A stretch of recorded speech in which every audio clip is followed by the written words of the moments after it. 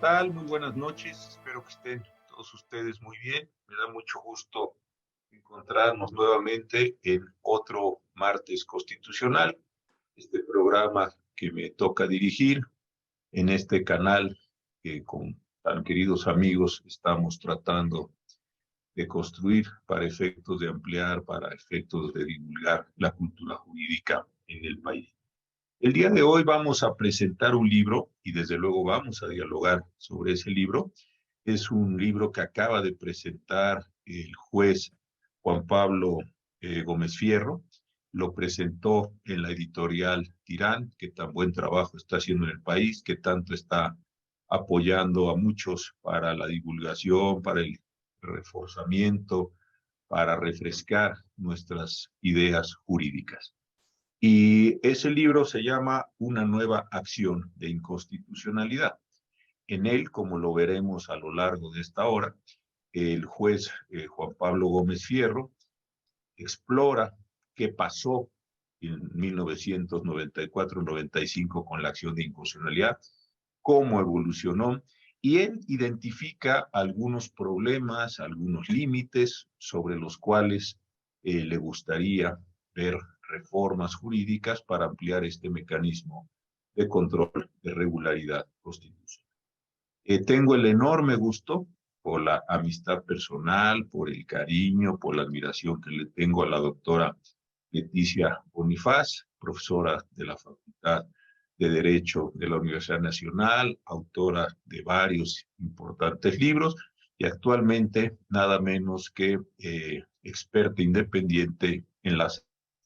Entonces, también desde luego al autor del libro, a Juan Pablo Gómez Fierro, él ya lo dije, es juez segundo de distrito, especializado en materia de competencia económica, un juzgador también muy activo, un juzgador que ha resistido bien severas críticas que se le han hecho, no en lo personal, porque creo que eso nunca ha sucedido, sino en razón de una función que está llevando a cabo de manera correcta, de manera técnica, de manera, hay que decirlo, también valiente. Entonces, lo que vamos a hacer hoy, en esta hora que tenemos, es lo siguiente. Juan Pablo va a presentarnos, vamos a tener 3 segmentos, va a presentarnos su visión de cómo llegamos a la acción de inconstitucionalidad, de dónde apareció, por qué se estableció en ese momento, de acuerdo con el libro. Y después la doctora Bonifaz y yo entraremos en algunos comentarios, desde luego pueden ser críticos, estamos todos nosotros acostumbrados a la razón, tenemos que ser eso, críticos, tenemos que ver los puntos de vista, porque de eso se tratan estas charlas. Un segundo bloque, vamos a hacer una valoración de dónde están hoy, no en el pasado, hoy las acciones de inconstitucionalidad, para qué sirven, para qué no sirven, dónde hay pros, dónde hay contras, volveremos a este mismo ejercicio, y finalmente analizaremos las propuestas de Juan Pablo para ver hacia dónde vamos. Hay ya en este momento 150 personas conectadas, tenemos chats, yo estaré recogiendo las preguntas, en ocasiones preguntaré lo que a mí me parezca, en ocasiones preguntaré o haré mías las preguntas del público y las iremos introduciendo en este día. Así es que muchísimas gracias. Gracias Juan Pablo por la confianza, gracias también querida Leti por tu presencia aquí con nosotros y comenzamos entonces. A ver Juan Pablo, ¿cuáles son los orígenes de la acción de inconstitucionalidad que tú identificas en tu libro? ¿Qué te pareció en su momento? ¿Fue un buen momento político? En fin, cuéntanos un poco esto para irle dando material a esta charla.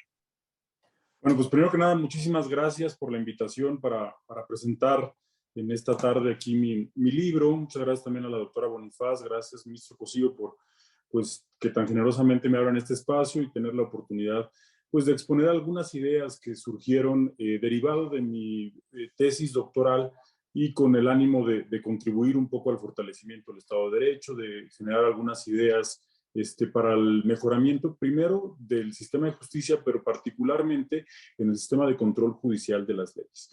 Darle una completitud, una revisión, casi hoy, 30 años después, a un sistema de control de constitucionalidad y en particular a un mecanismo como es la acción de inconstitucionalidad y buscar justamente herramientas dentro del derecho comparado que permitan perfeccionar. Hacemos un análisis primero en este libro, ya está a la venta en las librerías, también lo podrán encontrar en la plataforma digital. Hacemos un análisis en un contexto político, económico y social en el que se gestan estas acciones de inconstitucionalidad. Tengo hoy el privilegio de estar participando en este evento con dos personajes que han participado activamente tanto en la creación de este mecanismo, el ministro Cosío en el año 94, con la propuesta de reforma constitucional, a su vez la doctora Bonifaz con el desarrollo de legislación y trabajos académicos muy robustos sobre el tema, y que, bueno, pues quién mejor que ustedes para poder comentar esta obra. Lo que nosotros advertimos es que se gesta esta reforma constitucional en un contexto muy complejo. Era el año de 1994, el sistema económico, político y social en México estaba seriamente tocado por distintos escenarios que se habían gestado en aquellos años: la muerte de un candidato presidencial, el estallamiento de la guerra del Ejército Zapatista de Liberación Nacional en Chiapas y, bueno, pues también una crisis económica severa que se gesta, ¿no? También la llegada del presidente Zedillo y una reforma muy importante que tiene lugar hacia la Suprema Corte de Justicia de la Nación, donde desaparece la integración anterior que tenía y se genera una nueva integración con 11 ministros, ministras y ministros, que pues permite una renovación total de nuestro máximo tribunal y con el fortalecimiento de un mecanismo de control de constitucionalidad como es la controversia constitucional. Ya existía, está desde 1917, pero se le da una mayor amplitud para proteger dos valores fundamentales: primero, la división de poderes y también el sistema federal.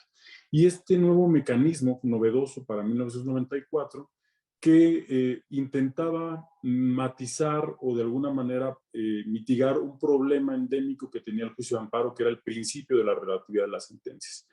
México en esos años, nosotros advertimos en este estudio que hicimos histórico de este mecanismo, que México quería inscribirse, insertarse en el sistema de globalización, suscribir tratados económicos con distintos socios comerciales, tanto en México, en América como en Europa, y que muchos de estos socios comerciales, para poder suscribir los tratados, pues le observaban diversas cuestiones vinculadas con la protección de derechos fundamentales en México y también con los mecanismos jurisdiccionales y de acceso a la justicia de las personas. Y uno de los principales objeciones que encontraban en nuestro sistema de justicia era precisamente el principio de la relatividad de las sentencias, que el juicio de amparo impedía que frente a la declaratoria de inconstitucionalidad de una norma pudiera expulsarse del orden jurídico y que siguiera aplicándose a distintos sujetos. En este contexto vemos que quizá el hecho de introducir las acciones de inconstitucionalidad pues no fue precisamente la protección de los derechos fundamentales, sino más bien como cumplir con uno de los propósitos o de los objetivos que se tenían, que eran principalmente destinados a la materia económica, en relación con la posibilidad de ampliar los tratados, acuerdos comerciales de México, y que precisamente por eso este mecanismo no terminó, al menos con el paso de los años, con su principal objetivo, con su principal objetivo, que es la protección de los derechos fundamentales y servir precisamente de un mecanismo efectivo de acceso a la justicia. Esta es la hipótesis principal que presentamos en esta obra, y de manera secundaria advertimos también dos cuestiones que con el transcurso de los años vimos que también representaron un obstáculo para este efectivo acceso a la justicia. Uno de ellos es que no permite este mecanismo, por una proscripción estricta de la legislación secundaria, la suspensión de las normas generales impugnadas en la acción de inconstitucionalidad. Esto de alguna manera también, advertimos nosotros, representa un obstáculo para el acceso a la justicia y también el sistema de votación calificada que hoy existe todavía en relación con este sistema. Esta votación calificada impide en muchos casos que frente a una norma que ha sido declarada inconstitucional o estimada que es inconstitucional por la mayoría de las y los ministros, deba subsistir en el orden jurídico nacional. Esto consideramos que también se erige como un obstáculo que impide en muchos casos, primero, la protección de derechos fundamentales y de manera particular el derecho de acceso a la justicia. Entonces, son estos los tres ejes fundamentales en los que se basa la obra. Primero, la legitimación, el que no se permitió el acceso a los ciudadanos, no en lo individual, sino, decimos aquí, a través de ciertas organizaciones de la sociedad civil. Dos, el tema de la suspensión, que si bien encontramos algunos precedentes de la Corte, no son unánimes y no hay un criterio definido por el Pleno, entonces dependerá de quién toque o no conocer de esta acción de constitucionalidad. Y finalmente, el tema de la votación calificada. De manera genérica, es el... Perfecto. Entonces ya estamos en el primer bloque, es tu visión, ya tanto la doctora Bonifaz como yo leímos el libro. Leti, ¿qué te parece esto? ¿Coincides, no coincides? ¿Te gusta la aproximación de Juan Pablo? Tú también andabas por allí en distintos ámbitos, siempre muy activa en esos temas. ¿Qué nos puedes decir de esta primera aproximación, querida Leti? Gracias, José Ramón, gracias por la invitación y gracias a Juan Pablo y por atreverse a estar con este par de viejitos que ya estaban muy activos, como tú dices, desde aquella época. Tú en el Poder Judicial, yo en el Ejecutivo. Acuérdate que la división de poderes era la calle Corregidora, porque yo me cruzaba de Palacio Nacional a Pino Suárez. Tú estabas allá con el querido Ulises. Yo estaba con Rubén Valdés. Era la división de poderes y la calle Corregidora. Entonces, Juan Pablo, nosotros desde la cercanía con la que vivimos estos sucesos, yo te diría que para mi gusto le das demasiado peso al tema internacional y le restas importancia a lo nacional, que el agua les estaba llegando a los aparejos, no solo por temas tipo aguas blancas, sino porque ya se veía venir este fin que lo tratas del viejo PRI y del sistema político mexicano. Entonces, no es solo que afuera te digan, para firmar el tratado contigo necesito que tengas un medio abstracto y entonces yo me apuro y usas el desesperadamente el Estado ahí. Yo no lo veo así, porque creo que son muchos factores juntos y de ahí la complejidad. La complejidad es que lo social, lo económico y lo político van trabajando juntos, y cuando pones una reforma con tintes políticos, yo te diría, toda reforma al Poder Judicial va a tener tintes políticos, porque el Poder Judicial es un poder, así de simple. Porque los tintes políticos, no sé si después me aclares en qué sentido lo dices, y cuando dices que no hubo como la suficiente visión o que fue restringida en cuanto a quienes estaban legitimados y todo esto, le estás dando como un peso específico a la parte económica, y en la parte social dices, por ejemplo, que venía la sociedad civil del sismo del 85 y que no fue considerada para estar en este momento como parte legitimada para iniciar acciones de inconstitucionalidad.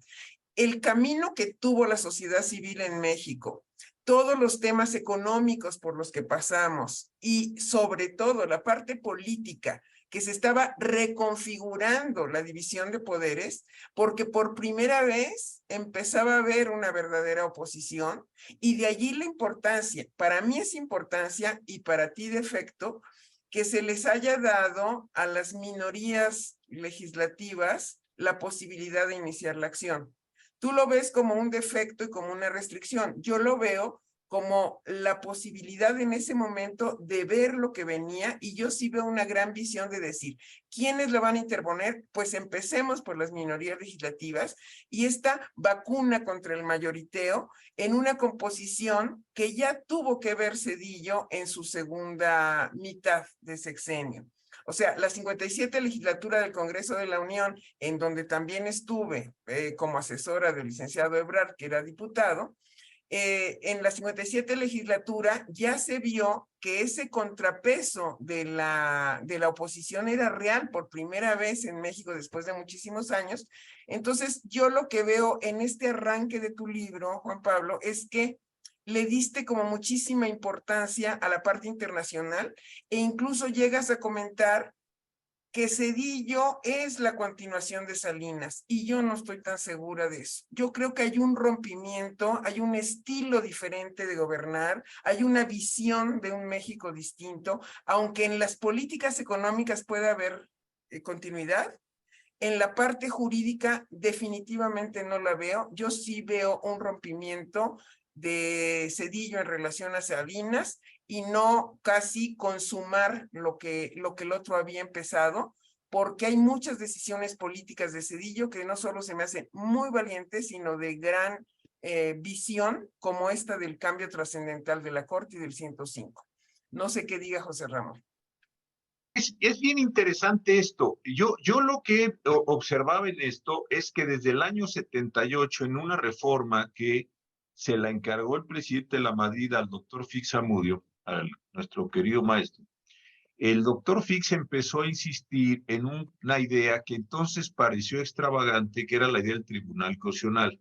Y el maestro Fix se daba cuenta que si no se cambiaba, desde mi punto de vista, la ideología de la Corte, pues iba a seguir siendo un tribunal de legalidad.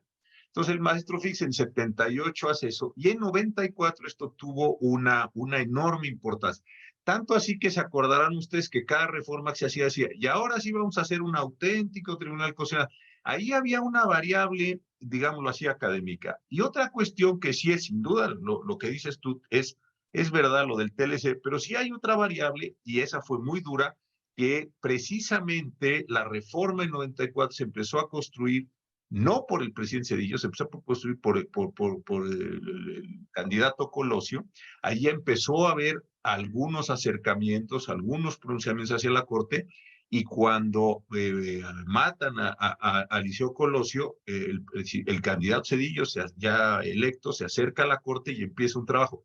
Y sí había una enorme preocupación, déjame decirlo así, de que se fuera de las manos todo el proceso democrático. Entonces, creo que ahí sí el presidente Zedillo coincidió con Leti, se dio cuenta que se podría venir una situación muy compleja. La oposición tenía ya varias gubernaturas y muchas presidencias municipales, tenía minorías legislativas que se estaban convirtiendo en mayorías. Entonces, la idea es, ¿cómo hago para que esto quede dentro del juego constitucional? Hay un discurso importantísimo de Ernesto Zedillo en Guadalajara, ahí yo creo que ilumina todo este panorama. Y el discurso de toma de posición del 1 de diciembre del 94 es importantísimo, porque ahí lo anuncia y el día 5 presenta la iniciativa. La iniciativa de reformas constitucionales lo vuelve a decir. Entonces, sí es cierto que había factores económicos, sí es cierto que se estaba, digamos, dialogando con esta parte. El presidente Zedillo estudió en Yale economía internacional, o sea, le entendía muy bien a todos estos fenómenos, era una parte importante de su tarea, pero sí creo que se daba cuenta que se podía quebrar esto. Entonces, ¿cómo traigo a las minorías, por un lado? ¿Cómo traigo en ese momento a la comisión y a la fiscalía, etcétera, para que no se nos vaya del juego constitucional? Yo creo que ahí hay una variable súper interesante que se da. Y yo creo que al mismo tiempo, y en eso también me parece una observación correcta, ahí sí creo que coinciden tanto Leti como tú, no se fue tan a fondo en la reforma. No sé si había las condiciones políticas después de que el EZ se había levantado, se había dado todo un proceso muy difícil con el representante del Estado mexicano en Chiapas, con el Liceo Manuel Camacho. Se vino el problema de la muerte del Liceo Colosio, la muerte del Liceo Ruiz Massieu, la aparente renuncia de Jorge Carpisi. Fue un año horrible por donde lo quedamos. Entonces yo creo que la idea era cómo mantenemos todo esto en el juego constitucional sin que se nos vayan los actores, y que si generemos un exceso tal que inclusive los propios gobernadores priistas, que fueron algunos de ellos muy renuentes a la controversia constitucional, se nos vayan, ¿no? Entonces yo creo que ahí es como de muchos factores, muchas variables en ese sentido. Pero bueno, hagamos aquí un corte, creo que aquí hay diferencias interesantes. Ahora, Juan Pablo, segunda cuestión, desde luego puedes contar lo que quieras, ¿eh? Pues esto es aquí un diálogo. Entonces, aquí hay un tema. Ahora, quedó como quedó, pero viene un problema interesante. Quedó bien, le faltó, le sobró. Ahí me gustaría que incidieras en esta segunda parte de tu libro. insisto, si quieres comenzar y te parece bien a ti, contestando esto que estamos diciendo, la doctora Bonifaz y yo, podría ser, y ya luego dices, bueno, y ahora, ¿qué te gustó, qué no te gustó, por qué se fue ampliando, hacia dónde se fue ampliando, etcétera, para luego ir en la parte final hacia tus propuestas? Si te parece bien, podríamos ir por ese camino. Pero si quieres tomar posición a lo que acabamos de decir, siéntete en la mayor confianza, pues es el programa de ustedes y de tu libro. De acuerdo. Muchas gracias, ministro. Muchas gracias, doctora Bonifaz. A ver, bueno, brevemente abordo estos puntos para ir abordando quizá más adelante sobre ya las propuestas. Sí, efectivamente, yo le pongo un énfasis particular al aspecto económico. Para mí, dentro de la investigación que hice, me parece que la idea central de esta reforma constitucional era en específico el tema económico, pero precisamente también busqué la forma de hacer un análisis multifactorial de lo político, de lo económico, de lo social, como hablaba desde la guerra del ZLN, el levantamiento armado, la muerte del licenciado Luis Donaldo Colosio, entre otros aspectos, y también precisamente este fortalecimiento de las minorías frente a un PRI que ya tendía justamente a perder ya ciertas gubernaturas. Recordemos que en el año 2000, pues precisamente al término del sexenio del presidente Zedillo, pues se da este cambio en la hegemonía que había ejercido el PRI durante 70 años, y que precisamente esto obligaba también al presidente Zedillo a hacer ciertas concesiones que permitieran precisamente la mayor pluralidad política, económica y social, entre otros factores. Entonces, a mí me parece que fue muy acertada, esto sí quiero ponerlo con un énfasis especial, la tarea del presidente Zedillo. Yo creo que es una de las reformas más importantes que ha tenido el Poder Judicial, y celebro que una reforma de gran calado como sea esta, en un contexto también sumamente complicado en todos estos aspectos, pues precisamente haya tenido este asidero, y que además haya servido de base, pues precisamente para fortalecer nuestro sistema de justicia. Sí, bueno, en esta parte que le damos más peso a la parte internacional.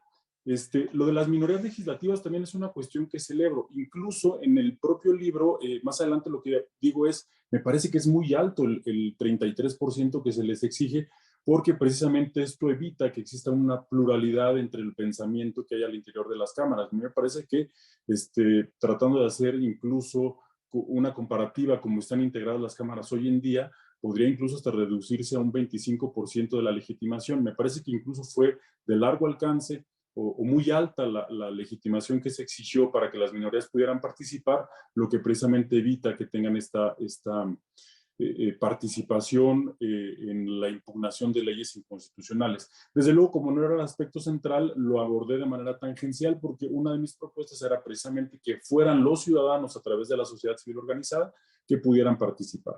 Y hago énfasis en el tema de los sismos del 86, porque aquí es donde nos damos cuenta que cuando vienen los verdaderos problemas en México, es la sociedad civil la que se erige como de las principales participantes activas en el mejoramiento y en ayudar, y lo hemos visto incluso en los sismos del 17, entre otras cosas, a que hay una participación activa. Lo hemos visto incluso recientemente con políticas donde la sociedad civil, bueno, pues quiere participar y quiere tener una voz específica para poder impugnar decisiones que considera inconstitucionales. Esto por una parte. Y bueno, ya para pasar a la siguiente parte del libro, es la evolución que tuvo. Yo sí creo que es un verdadero acierto esta reforma constitucional del 94 en un contexto donde pues una reforma de esta naturaleza es una reforma de gran calado. Pero me parece que conforme se van desarrollando los años subsiguientes con la acción de inconstitucionalidad, pierde o sigue perdiendo esta idea central, que es ponerla en manos de los ciudadanos, no en lo individual como hay en otros países, que es Colombia, Ecuador, donde es abierta, sino una legitimación tal vez intermedia como Perú, Brasil, que permitiera justamente que ciertas organizaciones de la sociedad civil pudieran acudir a esta acción de inconstitucionalidad. Y vemos que, por ejemplo, se habilita a los partidos políticos. Me parece que cuando se habilita a los partidos políticos para promover acciones de inconstitucionalidad, se pierde la esencia central con la que fue creada, porque era un mecanismo de control abstracto que lo que necesitaba era denunciar la contradicción de una norma formal y materialmente hablando, una ley, con la Constitución. Y lo que precisamente suponía en un mecanismo abstracto es que no había un perjuicio de quien presentaba esta acción.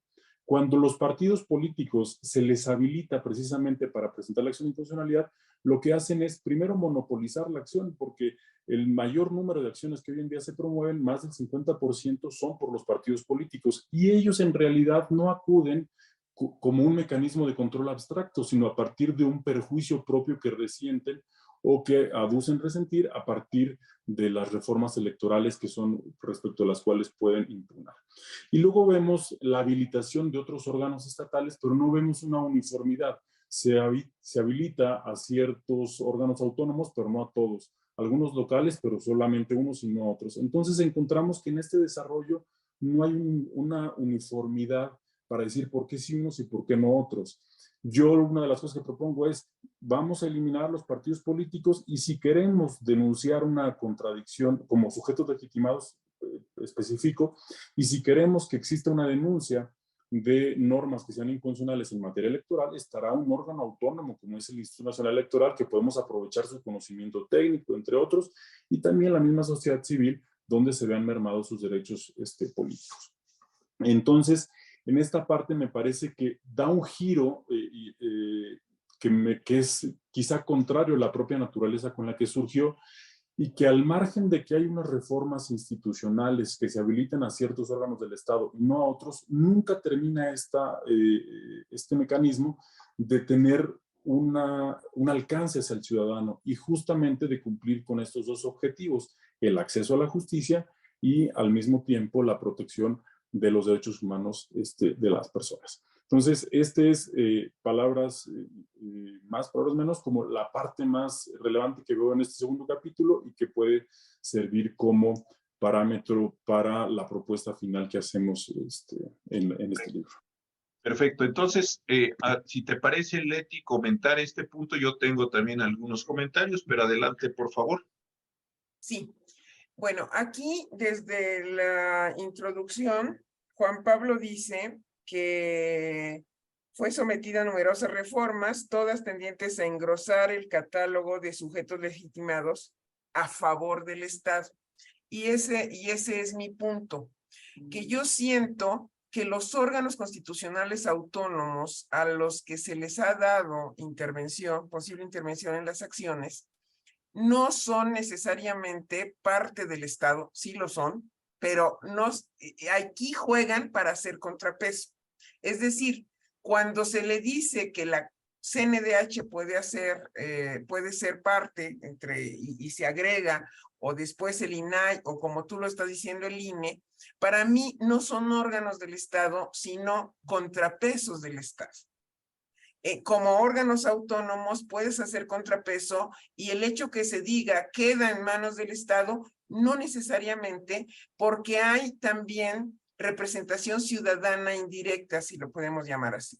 Porque los partidos políticos, como lo estás diciendo, ahorita no estarían presentando las acciones contra el Plan B. Habría que esperar nada más lo que el INE diga. Y coincido contigo en que a veces son intereses particulares y no es control abstracto. Pero me voy específicamente a la CNDH. Como dijiste, los derechos humanos estuvieron siempre en el centro de la preocupación. Ya había una incipiente CNDH, después una CNDH más fuerte, y hoy una CNDH muy débil. Entonces pareciera que la institución a la que le das una competencia depende de quién sea el titular de la institución, por la falta de fuerza institucional en México. Por ejemplo, en alguna parte, yo creo que la segunda que presenta acciones ha sido la CNDH. La CNDH de Luis Raúl presentó muy buenas acciones de inconstitucionalidad, pero la CNDH de Soberanes se fue contra la Consejería Jurídica del Gobierno de la Ciudad, contra el Gobierno de la Ciudad, por la interrupción del embarazo en las 12 semanas. Entonces pareciera que nuestra CNDH, que el problema es que no tenemos una CNDH, en ese caso específico, que hace siempre cosas a favor de la ciudadanía, sino que dependiendo de su integración varía. Porque sí puedo decir, la CNDH de Carpizo, la CNDH de Madrazo, la CNDH de Miguel Rocati, la CNDH de Soberana, pareciera que va cambiando en función del titular y no debería ser. La CNDH debía tener la misma función y en sus acciones se ve como estuvo muy activa y de muy buena calidad las acciones del tiempo de Luis Raúl González Pérez. Pero yo vería, sin considerar la actual integración de la CNDH, que sí son contrapesos del propio Estado y eso está haciendo el INAI. El INAI ha interpuesto en este momento varias acciones que han sido muy positivas para la ciudadanía. Entonces, cuando le quieres dar intervención directa a la ciudadanía, dices a través de asociaciones civiles o tal vez con un porcentaje y ya das ahí las opciones, yo lo que creo es que como ha ido evolucionando el 105, es de acuerdo a las condiciones políticas particulares de cada momento y creo que no nos quedaba de otra, que esa era la evolución natural. Tal vez viéndolo para atrás dices, pero pareciera que no estuvo bien hecha desde el origen, pero yo lo veo así momento a momento, como que ese era el ritmo que tenía que seguir y no sé si en eso coincido o no, José Ramón. Y yo de esta parte, mira, me parece interesante, pero yo creo que la sociedad civil del 85 no tuvo mucha intervención porque no existían los mecanismos en la reforma en 94. Eso sí, tenías pocas, tenías la COMI que ya estaba funcionando, tenías algunas condiciones que tenían las acciones, el PRO, en fin, el Vitoria, etcétera, pero no tenías una asociación civil. Esta fue una reforma realmente muy popular, hay que decirlo. Se encerró el presidente Zedillo con un grupo de personas y fue realmente, yo te lo diría, muy popular. Hubo una negociación fuerte con los partidos políticos, pero ya algunas partes previas, pero mucho en Cámara. La sociedad no. Puede haber habido un efecto de la sociedad civil sobre las controversias y las acciones, pero no directo, sino captado por el presidente Zedillo y algunas personas que todos lo acompañan, la preocupación, insisto, que el país se les fuera de las manos, después de lo del EZ, etcétera, etcétera, todo lo que ya relatamos, yo creo que sí, pero una participación directa, no, ni siquiera hubo así. Algunos profesores, desde luego el maestro Fix, que tuvo una inversión importante, algunos ministros de la Suprema Corte que salieron, ahí sí creo que esa parte no es la sociedad civil de hoy. La sociedad civil de entonces estaba muy mediatizada. Y de hecho, cuando se da la reforma, la sociedad civil prácticamente, yo te diría, no participa. Fueron acuerdos, algún día se escribirá esta historia, insisto, cúpula. Entonces, ahí creo que hay una cuestión. Pero más interesante que esto es esto. A ver, yo creo que no conviene, y coincido también en esto con Leti, yo iba a ser más moderador, pero pues en fin, aquí estamos discutiendo a gustísimo. Yo creo que los partidos políticos sí tienen una función. ¿Por qué? Porque si vemos el 41 y todos nosotros lo conocemos, los partidos políticos, más allá si en lo individual o no son un desastre, nos gusta su ideología, eso es otra historia, tienen una función constitucional importantísima. Esa es la función constitucional de mediación para poder constituir representación. Y si nosotros vemos cómo se dio o cómo se ha dado las elecciones, yo creo que desde entonces es un proceso interesantísimo de ensayo-error. Hay una elección. En la elección, ellos mismos identifican sus abusos. Ellos mismos los corrigen. Piensa en financiamiento privado, pensemos todos en las diferenciaciones entre militantes y simpatizantes, en fin, tantas cosas. Y si vemos elección, 1, 2, reformas constitucionales o legales y después acciones de inconstitucionalidad, yo creo que este es todo el andamiaje que se crea. Y tengo un problema. Supongamos que se quitara a los partidos políticos. ¿Cuál va a ser el medio y la sede de impugnación de la legislación electoral? ¿Se la vamos a dar al Tribunal Electoral? Es una posibilidad. Entonces, el tribunal es el órgano que conoce en abstracto la constitucionalidad de las leyes electorales antes de iniciar el proceso. Eso no, desde luego no lo puede hacer el INE, perdón, porque el INE no tiene esa característica jurisdiccional técnica, eso no sé.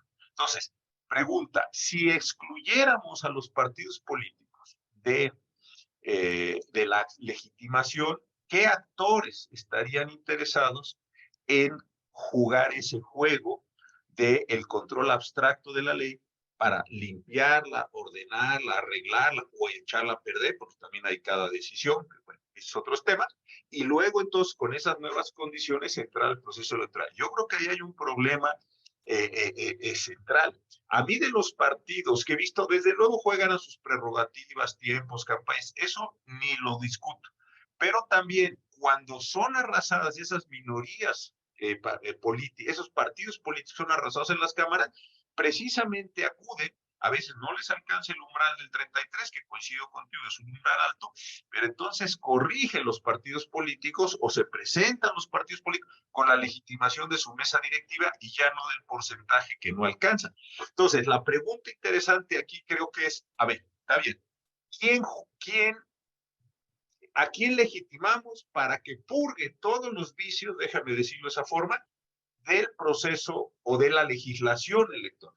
Ese creo que es un problema importantísimo, porque si no puedes, allí sí, voy a usar una expresión coloquial con el mayor respeto, podrías encontrar una situación de agandalle de las propias mayorías que se fueran perpetuando en eso, porque no tienes ya sabemos que el amparo no sirve para eso, ya sabemos que los recursos del tribunal tienen efectos más individuales, todo eso ya lo sabemos. Entonces ahí creo que esa es una cuestión interesante que habría que ver en este mismo momento como una cuestión de esta discusión. Y algo interesante, con esto termino.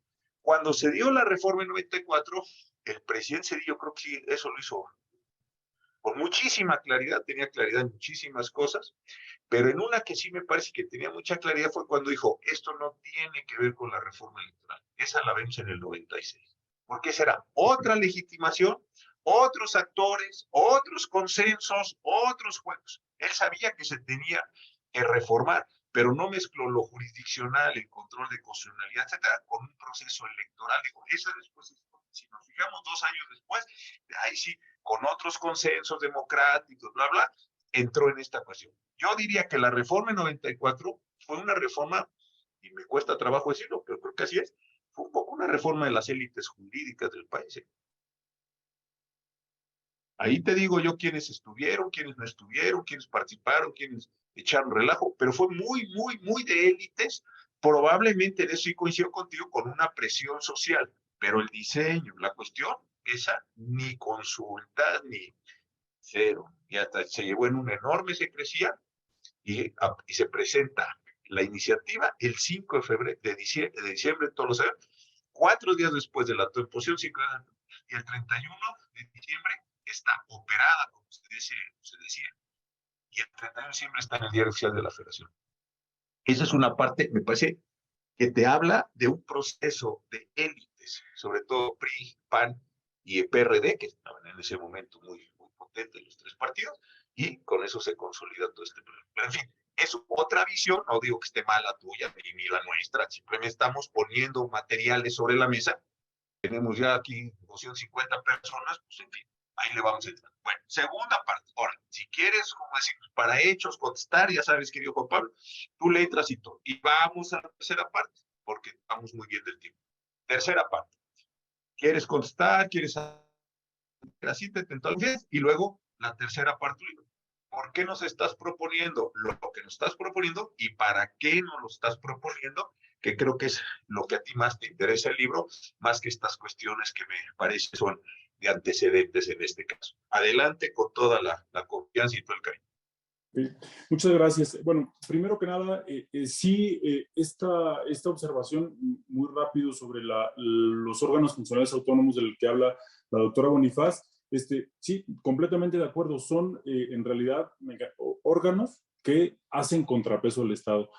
Tal vez la connotación que yo le quería dar, incluso también desde la introducción, era que eran funciones que originalmente habían sido tomadas del Estado y que se les había dado cierta autonomía. Y también esta parte que me parece muy importante y que no plasmé en el libro, pero que para la reflexión me parece extraordinario, que es precisamente la ciudadanización de ciertos órganos que permite precisamente de manera indirecta la participación justamente de los ciudadanos en este proceso extraordinario. En relación con los partidos políticos, yo tal vez no tendría ningún tema en que se quedaran. Lo que me preocupa en particular de esto es que fueron quienes cooptaron la acción de inconstitucionalidad, le quitaron la naturaleza original que tenía y que precisamente perdió como esta ruta o este objetivo central, ¿no? Dentro del análisis estadístico que hicimos sobre la participación de los partidos políticos, era precisamente que pues, prácticamente se había hecho para ellos, cuando en realidad no estaba cumpliendo el propósito original. Y yo pensaba desde una propuesta y del análisis que hicimos que no quedaban inauditos los temas electorales, por una parte porque estaba el INE, por otra parte porque también las minorías legislativas, reduciendo este porcentaje, este espectro que se les había puesto, pues también tenían esta posibilidad de ya dentro de las cámaras poder también cuestionar la constitucionalidad de las normas y que pues precisamente estas normas podían desde otros aspectos seguir siendo cuestionadas, ¿no? El ritmo que se tenía que seguir me parece también que es un punto clave que toca la doctora Bonifaz.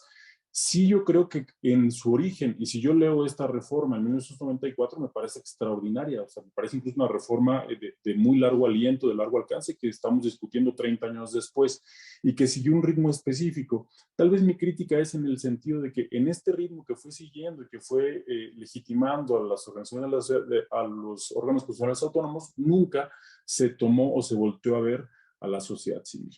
Incluso teníamos observaciones de la Corte Interamericana, entre otros órganos con una larga tradición de derechos humanos, que ya hacían este tipo de observaciones. Entonces, de manera muy general, en relación con los comentarios. Y bueno, la tercera parte del libro, lo que trato yo de hacer es un análisis de derecho comparado, principalmente con sistemas constitucionales de América y de Europa, que tienen diseños parecidos de control abstracto y que nos permiten tomar quizá de ejemplo las mejores prácticas en el mundo que permiten precisamente extraerlas y traerlas justamente a nuestro sistema jurídico. Encontramos tres tipos de legitimación en este aspecto central. ¿Cuál? Una muy abierta, sistemas donde cualquier ciudadano puede cuestionar la funcionalidad de una norma sin necesidad de resentir un perjuicio. Una muy cerrada, como en Alemania, por ejemplo, el Tribunal Constitucional Alemán, como en el caso español, que es uno de los elementos tal vez que fueron tomados en cuenta para el origen de esta reforma, y unos aspectos intermedios. Yo creo que México se enmarca dentro de las legitimaciones que podríamos llamar muy estrictas, como en Alemania, como en España, donde solamente los órganos del Estado, hablando en estricto sentido, órganos estatales que derivan o tienen sus funciones orgánicas dentro de la propia norma constitucional. Las muy abiertas como Ecuador, Colombia, entre otras, pero que sus diseños permiten justamente también una cuestión de esta naturaleza. Aquí deberíamos de tomar en cuenta que tenemos el juicio de amparo como uno de los medios de control de constitucionalidad más importantes, con una tradición jurídica también muy importante y con una fortaleza excepcional. Entonces me parece que podríamos buscar un mecanismo central, un mecanismo intermedio, tal como el que existe en Perú, como el que existe en Brasil, donde ciertas organizaciones, sindicatos, barras de abogados, tienen una legitimación para poder interponer estos mecanismos de control abstracto. No los ciudadanos en lo individual, no los ciudadanos en un sentido, digamos, laxo, muy amplio, sino a través de, para el caso mexicano, de ciertas asociaciones civiles. ¿Y por qué lo hago así? Porque también el juicio de amparo, debido a la introducción del interés legítimo y a la reestructuración de los criterios para poder poner o judicializar ciertos derechos supraindividuales o con una dimensión colectiva, ha tenido que ir cambiando al grado que hemos tenido que matizar sus reglas, precisamente porque ya no tenemos herramientas que nos hagan poder hacer justiciables estos derechos económicos, políticos, sociales, culturales,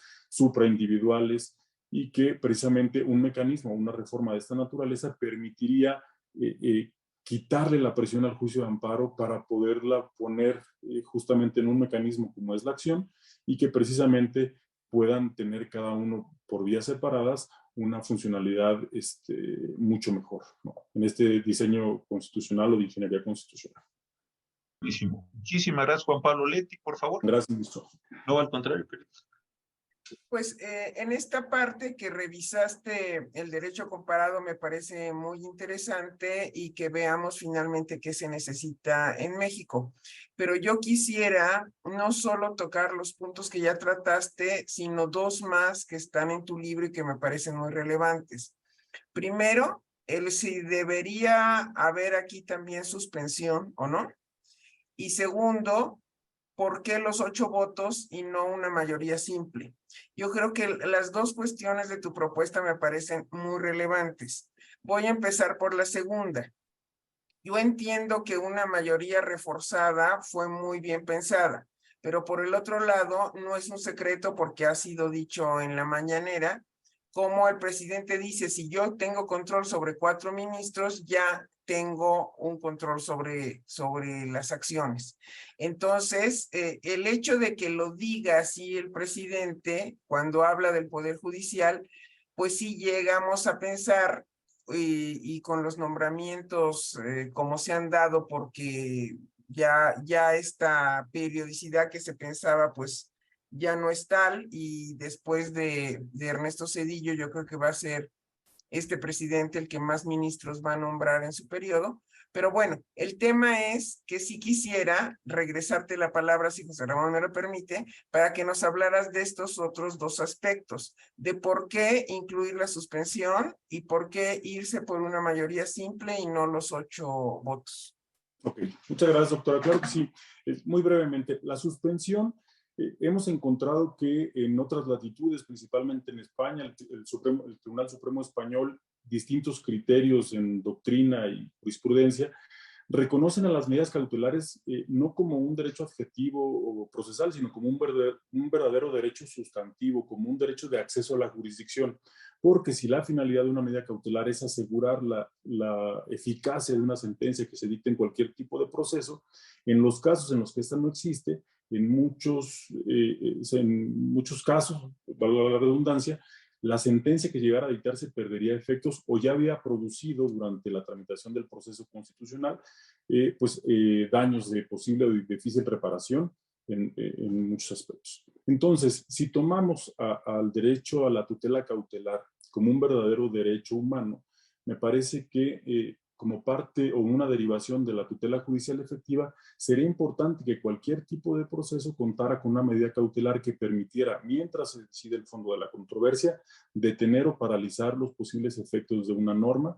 En este caso, por ejemplo, hablamos de una ley que puede ser contraria a derechos fundamentales, desde luego con las valoraciones que debería hacer en cada caso concreto quien determine la procedencia de la medida cautelar, privilegiando siempre el beneficio de la colectividad sobre otro tipo de valores. Recordemos, por ejemplo, la Ley de Seguridad Interior que se publicó durante el sexenio del presidente Peña, donde, por ejemplo, por disposición o propiamente por decisión del gobierno en turno se decidió no aplicar, pero que finalmente fue declarada inconstitucional por una mayoría de 9 o 10 ministros. Recordar al ministro Cosío, que me parece que todavía participó en la votación, y que justamente de no haberse dado esta suspensión, pues se hubieran ejecutado en muchos casos sus disposiciones sin la posibilidad de que, en el caso como aconteció, se declaró inconstitucional, pudieran retrotraerse. Aquí la idea es que se retrotrajeran los efectos en una eventual sentencia de inconstitucionalidad al momento de la presentación y que le terminemos dándole completitud al sistema y reconocer la tutela cautelar como un verdadero derecho humano. Y en segunda instancia, esta cuestión de la votación calificada. Me parece que cuando se llevó a cabo esta reforma, pues sí, efectivamente, tenía una especie de deferencia hacia el órgano legislativo para, con esta presunción de constitucionalidad que deben tener las normas, de que se requiriera justamente de una votación mayor para que precisamente pueda expulsarse del orden jurídico una norma. Pero, y tomando justamente el concepto que usted desarrolla, doctora, sobre el ritmo que debían seguir justamente las reformas, me parece que hoy en día hablar de una votación calificada y en este análisis de derecho comparado, donde no hay en otra parte del mundo un sistema similar, es difícil que una norma que ya es considerada inconstitucional por una mayoría de los ministros de la Corte deba subsistir, porque además recordemos que existirían mecanismos alternos, como el juicio de amparo, por ejemplo, donde no se requeriría esta votación y que finalmente tendría que ser declarada inconstitucional, solamente que ya no para todos, sino solamente para quienes tuvieron o pudieron promover un juicio de amparo con las dificultades técnicas, económicas que pudiera eventualmente representar. Tenemos casos, por ejemplo, donde hay votos de 6 o 7 por la inconstitucionalidad de una norma, pero que subsiste y que solamente quienes promueven el amparo podrían eventualmente liberarse de estos efectos adversos que produjo una norma que, ojo, ya fue declarada inconstitucional por la Corte, pero que al no alcanzarse esta mayoría calificada termina por ser desestimada. Y me parece que no hay una razón adicional a esta deferencia hacia el órgano legislativo que permitiera o que debiera justificar una votación de esta naturaleza. Estas serían mis dos. Yo déjame abundar un poquito, se nos está acabando el tiempo, ha estado interesantísima la discusión, pero en la parte de los 8 votos, sí, y si uno se fija en términos, digamos así, ya de condiciones de votación mayoritaria, etcétera, lo que por ejemplo hacía muy bien nuestro querido amigo y recordado amigo Nacho Barba, el tema aquí es que cuatro ministros te vetan, y ese es verdaderamente el juego. En ese momento yo creo que no había muchos más espacios para que el presidente Zedillo y todos los que lo apoyaron en el proceso se pudieran mover. Pero hoy la cuestión que te queda es decir, entonces lo que en rigor estás haciendo no es pretendiendo tener una mayoría de 7, lo que necesitas es un 4. Ahora, vamos a pensar que se lograra eso. Entonces te queda una situación bien interesante. Primero, ¿cuál va a ser el quórum de asistencia para poder tener constituida la Suprema Corte? 8. Perfecto. Entonces necesitas 5 votos. En una votación de 5-4, vamos a abrirnos al mínimo, no van una serie de ministros, 5 ministros te determinaría la invalidez. Y me parece que sí es un asunto central, porque sí estamos jugando un juego donde pues, basta que convenzas a 4, basta que presiones a 4, basta que pase algo con 4 para que entonces efectivamente se presente esta situación de desigualdad que tú dices, porque es una situación de desigualdad en la ley. Tú, pues mejor que nadie, sabes ahorita cuál es la condición de los amparos de la ley de la industria eléctrica, donde si los quejosos regresan por amparo, van a ganar el amparo. Pero los quejosos o los promoventes de las acciones perdieron las acciones 104. Pero si yo no tengo mal mis cálculos, hoy en pleno tiene 7 votos por la inconstitucionalidad, 3 en la primera y 3 en la segunda.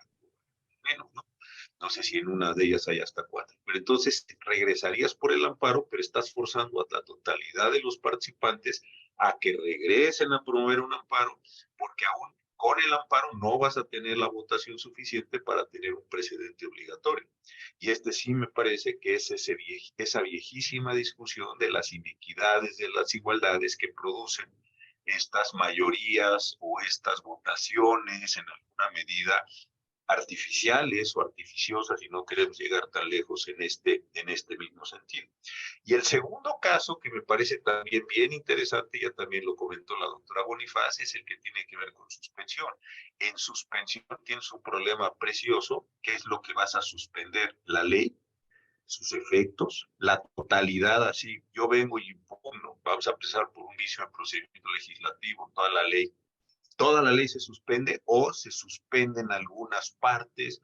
Yo creo que ese elemento es interesantísimo de sobre qué va a recaer la suspensión: en acción de inconstitucionalidad, sobre la totalidad, sobre sus efectos, sobre una relación o un diálogo con los transitorios, los que entran antes, los que entran después. Sí, creo que hay un problema precioso, pues tú todos los días lo vives, Juan Pablo, porque eres juez y te tocan todas estas peculiaridades y estas particularidades, quise decir mejor que peculiaridades, de la legislación. Pero lo que sí parece interesante, para ir cerrando y tener tiempo cada uno a un comentario final, yo les cedo mi tiempo a ustedes. Como moderador, me tengo que moderar yo. Me parece bien interesante esta idea de tenemos desde luego que seguir explorando mayores caminos de control de regularidad constitucional. Esto va a abrir un tema también importantísimo que muchas personas lo han estado planteando, y es cómo vamos a su vez en el viejo problema controlar al controlador, tener una relación más social con el propio regulador, déjame llamarlo así, con el quién vigila al vigilante, en fin, todos esos viejísimos problemas del constitucionalismo que están. Pero esa es una discusión aparte. Yo creo que esta idea que estás tú teniendo de avanzar, de ir encontrando estos elementos, es muy importante en el sentido de que la constitucionalidad, sí, o la Constitución mejor, sí regula pues nuestra convivencia social. Leti, si te parece un comentario final, nos quedan unos poquísimos minutos ya, ha estado padrísimo esto, pero unos comentarios finales para que luego cierre Juan Pablo y yo nada más los despida a todos ustedes. Sí, yo quisiera recordar algo que me contó alguien que estuvo en esa cúpula de decisión en el momento que había que definir quiénes iban a ser los ministros, los primeros, y que alguien le puso al presidente Zedillo el nombre de la doctora Olga Hernández, que había sido su jurídico en programación, que lo había acompañado todo el tiempo, y lo que él dijo es: no puede haber un nombramiento de alguien tan cercano a mí porque eso se va a ver terriblemente mal. No, se trata de poner a personas que no tengan nada que ver con el presidente de la República. Entonces, esa posición se me hace que tiene que ver con este respeto a los poderes y no con este deseo de a cuántos puedo cooptar, que es que completamente, son dos visiones completamente distintas. Nada más diría que felicito a Juan Pablo por el trabajo exhaustivo que hizo. Hice algunos comentarios que te voy a hacer llegar para si hay segunda edición del libro, porque si vivimos ese proceso, pues hay que enriquecerlo de manera amistosa, por supuesto, y agradecer a IntelliJuris, como siempre, estos momentos tan agradables. Gracias, querida Leti, como siempre. Juan Pablo, ¿algún comentario final, alguna idea que quieras expresar de tu libro? Que la verdad está bien interesante, hiciste un trabajo. Hombre, uno puede diferir como en todos los libros, lo que sea, pero ese es sobre ciertos aspectos, pues la idea general, la teoría general es importante. Y sobre todo, que creo que es lo que es implícito en el libro, este llamado a decir, pues revisemos esto. La reforma de 94 fue 94. Parece una obviedad, pero pues no está, entró en vigor en 95, todo lo que estamos bien, se van a cumplir ahora, vamos a tener aniversario de esta reforma en 95, etcétera, y estás tú explorando, así como se ha explorado otras cosas del juicio de amparo, controversias constitucionales. Creo que es muy importante sostener la constitucionalidad frente a algo que le podríamos llamar voluntarismo o decisión. Pero adelante, Juan Pablo, por favor. Pues bueno, primero que nada, pues agradecerles. La verdad es que para mí es un privilegio estar con ustedes dos, doctores, juristas que admiro mucho, que participaron activamente hace casi 30 años en la creación de este mecanismo y que bueno, pues con este libro, como bien lo dice el ministro Cosío, es precisamente pues plantear la posibilidad de revisarlo, de discutir, de ponerlo sobre la mesa. Y a partir justamente, y esto me gustó mucho, lo voy a repetir, del ritmo que van llevando las cosas y de lo que se requiere hoy en día para que nuestro sistema de control de constitucionalidad funcione. Me parece que tenemos que analizarlo de manera integral, verlo no solamente desde la óptica de la acción de manera individual, sino también de los otros mecanismos. El juicio de amparo. El juicio de amparo lo tenemos en una olla de presión donde está a punto de reventar porque no da para todo lo que lo queremos hacer. Le pusimos el interés legítimo para proteger estos derechos supraindividuales y justamente tuvimos que poner a prueba el principio de relatividad de las sentencias y darle un matiz diferente. Las asociaciones civiles tienen interés legítimo para promover el juicio de amparo y el juicio de amparo promovido por una acción de esta naturaleza no es muy diferente al que tendría o podría promover una acción de inconstitucionalidad, pero con las ventajas que traería consigo que fuera una acción y no el juicio de amparo. Por ejemplo, el año pasado 2021, que recibimos amparos de la ley de la industria eléctrica, del padrón de usuarios de telefonía y también de la ley de hidrocarburos, recibimos en un juzgado 9,000 asuntos, que si se hubieran recibido, por ejemplo, quizá, no sé, 50 acciones de inconstitucionalidad en la Corte, estas se hubieran acumulado, se hubieran resuelto de manera conexa, tal vez con las controversias constitucionales, se hubieran seccionado los temas y entonces no hubiéramos saturado a los órganos jurisdiccionales que podrían bien seguir conociendo el juicio de amparo para casos concretos, respecto de agravios individuales, etcétera. y quitarle esa presión que ha resentido, y que sea el máximo tribunal quien conozca de este tipo de actos legislativos en estricto sentido, formal y materialmente hablando, y que precisamente permita darle una completitud al sistema y que justamente sirva para un objetivo que es el que se buscó en esta obra, que es el acceso a la justicia y la protección de los derechos fundamentales. Ya estamos con el tiempo encima, pero bueno, reiterarles mi agradecimiento, ministro Cosío, con gran afecto y agradecimiento, doctora Bonifaz, con de verdad mi eterna gratitud, y bueno, pues que generosamente se tomó el tiempo para participar en esta presentación y con sus también muy generosos comentarios sobre el libro que presentamos hoy. Al contrario, muchísimas gracias a los dos. Gracias, querida Leti, como siempre. Muy interesante, muy padres tus comentarios, muy agudo, Juan Pablo, por el libro, y esperemos seguir discutiendo esto. Hay varias personas que me dicen aquí que por qué no discutimos en su integridad o de forma más completa el control de constitucionalidad, y yo pues muy respetuoso de las instrucciones como se decía anteriormente, del público conocedor, los voy a invitar a ustedes dos para que tengamos pronto un martes de estos, hablando de eso, de esta interacción. ¿Qué le falta a las controversias, al amparo, cómo quedó la reforma? En fin, vamos a darle una explorada si a ustedes les parece bien. La doctora Bonifaz tiene que ir a cumplir sus obligaciones con la muy importante comisión que tiene, la CEDAW, pero ahora que regrese, si les parece, los invito y tenemos esta discusión. Estuve anotando varias preguntitas aquí, muy buenas, y entonces podríamos hacer pues. Pero por lo pronto, un muy fuerte abrazo, querida Leti, muy fuerte abrazo, querido Juan Pablo, seguimos en contacto y gracias a todas las personas que nos acompañaron. Cuídense mucho, muy buenas noches a todos y muchísimas gracias. Buenas noches y muchas gracias. Buenas noches.